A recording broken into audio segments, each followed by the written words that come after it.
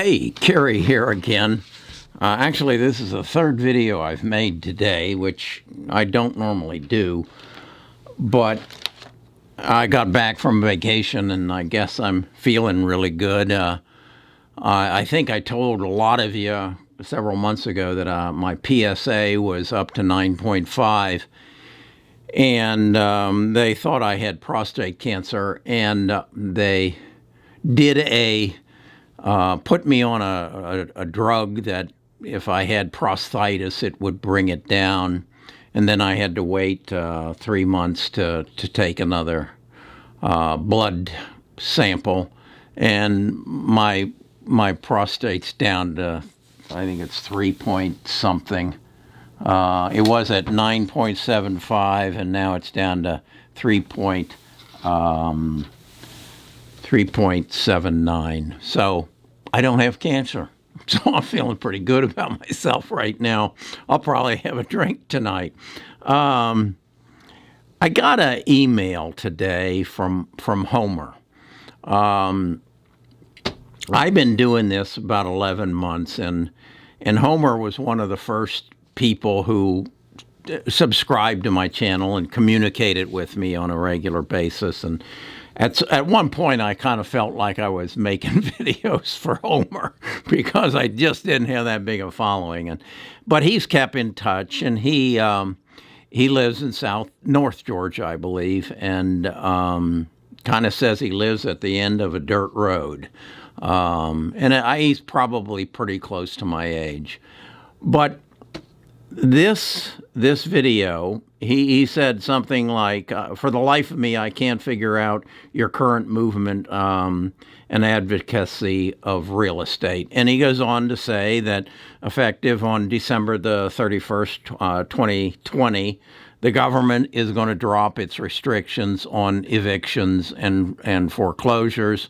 And there's already a movement of people towards tiny homes, and we're going to have a movement of people living in RVs and automobiles, and that things, there are just going to be a lot of people put out on the street, and our country's, he didn't say it, but it's kind of going to hell in the handbasket. And then he alludes to that this country can't run just with the one percenters being in any position to buy anything. The whole economy will collapse. And he doesn't see or understand my enthusiasm about 2021. So I got to believe there's other people who feel the same way Homer does. And so I thought I needed to address it. As he said, we have real issues. I share a lot of his sentiment, and I would say that up until a year ago, I would have agreed with everything that he said, that with all the debt and with the 5.6 million people who could face eviction and or families, not people, these are households, eviction and foreclosure, the economy is going to collapse.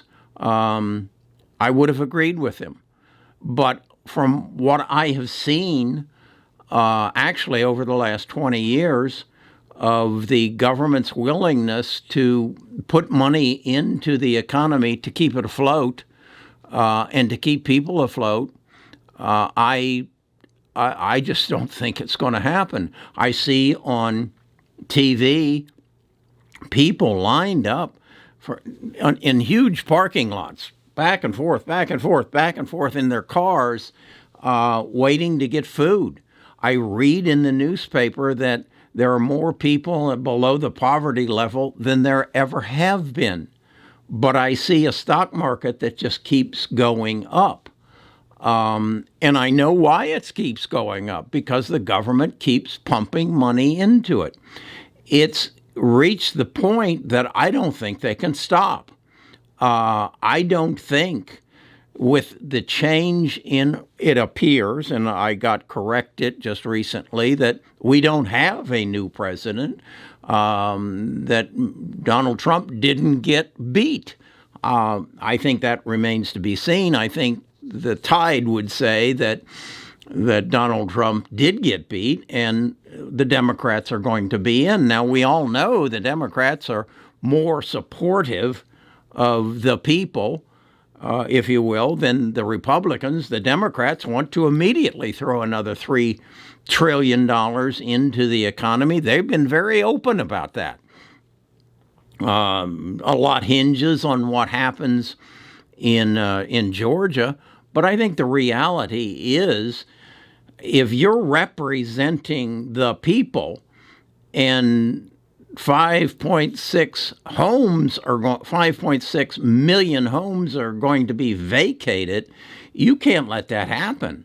I just don't see it happening, and I see more money being printed with the belief that if we can keep these people afloat and get them back to work, that eventually we can bring this under control. Because if we don't get them back to work and we put them on the street, and that's just the beginning of it.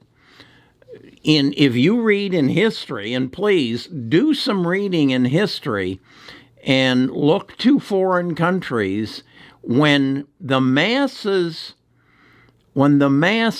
get down and out, and there's enough of them, they go to the street, and you have a revolution on your hands. This is what happens in history whenever a revolution occurs. The people go to the streets. If what Homer says, 1%ers, that means out of what is 1% of 360 million people. Well, if it's 10% of 360 million would be 36 million. That means 3.6 million of the 360 million have anything. Well, I'm not one of the three. I don't think I'm one of the 1%ers, but they're on some thin ice. If it's truly the 1%ers who only can survive, they can't feed us all. They can't keep the electric plants working. They can't keep the food in the stores. So that can't happen. It just can't happen. There would be a revolution. He uses the word reset. Well, what reset means to a lot of people is all debt is forgiven, and we just start over. In essence, that's communism. Everybody's equal. We all go to work in the morning, and then at the end of the day, we divide up what we've produced. That's communism. I don't think that's going to happen. Now, do I think we are approaching a level of socialism? Yeah, I do. I do.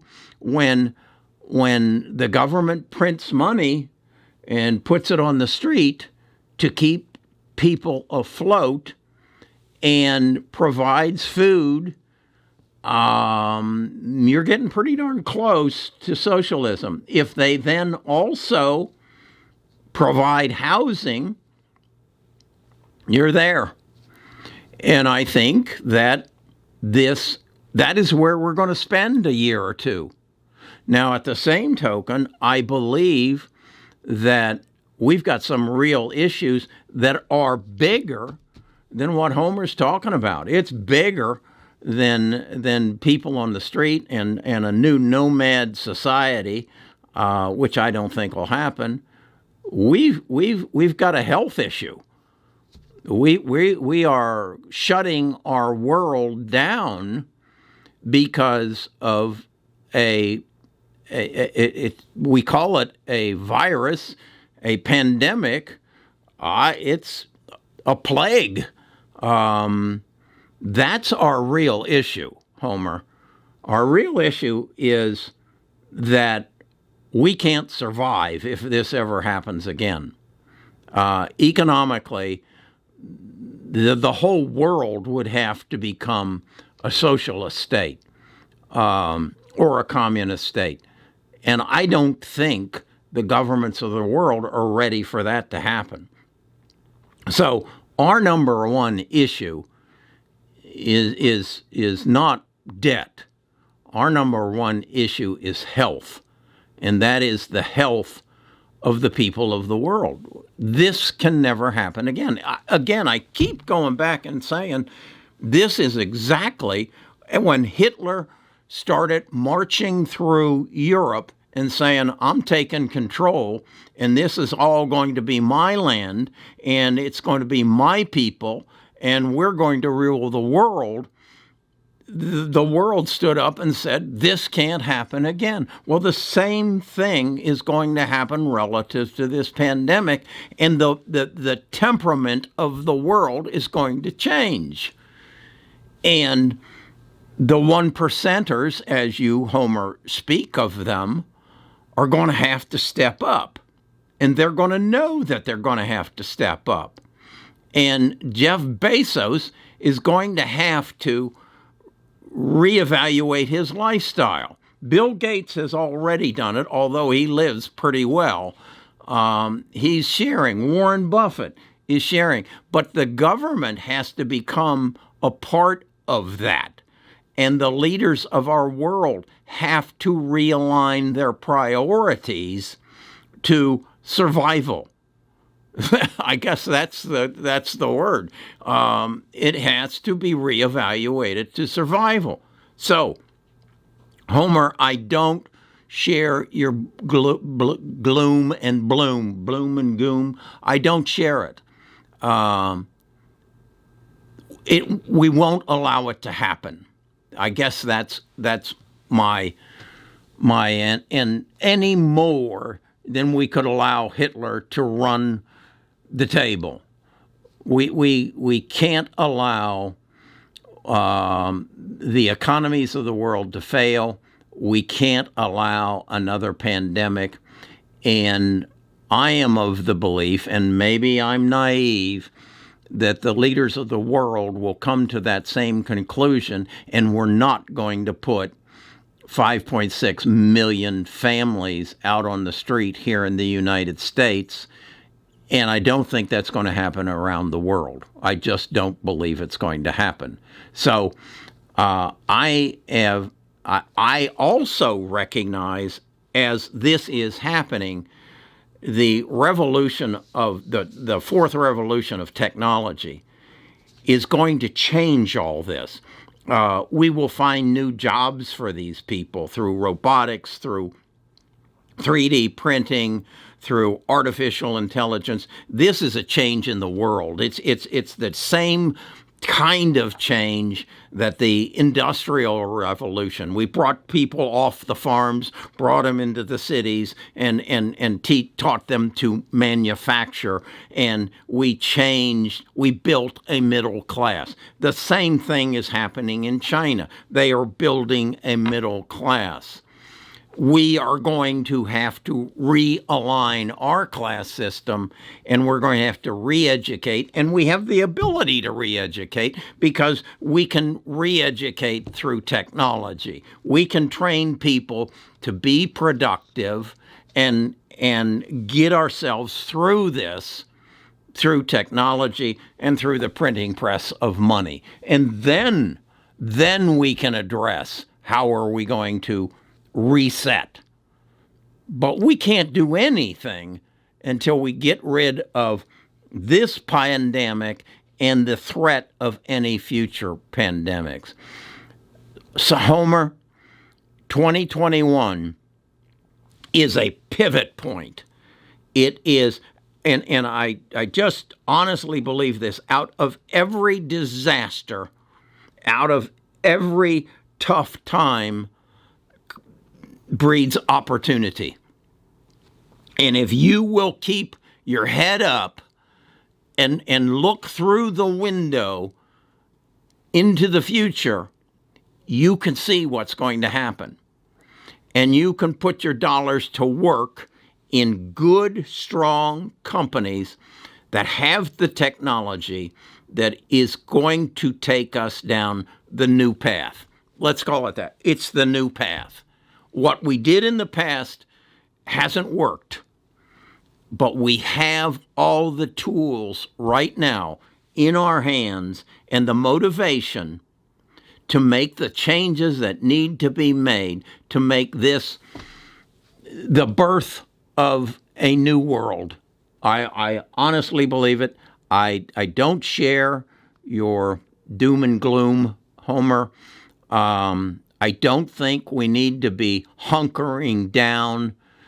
And in one point, is there anything just shy of Armageddon? No. It's a rebirth. It's a rebirth. It's a realignment of values by necessity. And I feel damn good about it. So that's my take on Homer's letter. I'm very optimistic about the future, just like I'm optimistic about my prostate, and my PSA is down to 3.79, and I'm going to have a damn good 2021, and I think our world is going to have a bright future in front of it. Out of disaster emerges the birth of a new world. And I think we're about to get there. If you want to get on my team and join my tribe, go to bestofusinvestors.com, sign up there. That'll give me your name. And then come to our Discord. Our Discord is going to be, I am going to turn that into a place of new ideas, of new birth and new bright outlook on life. Damn it, I don't have cancer. Ha ha ha.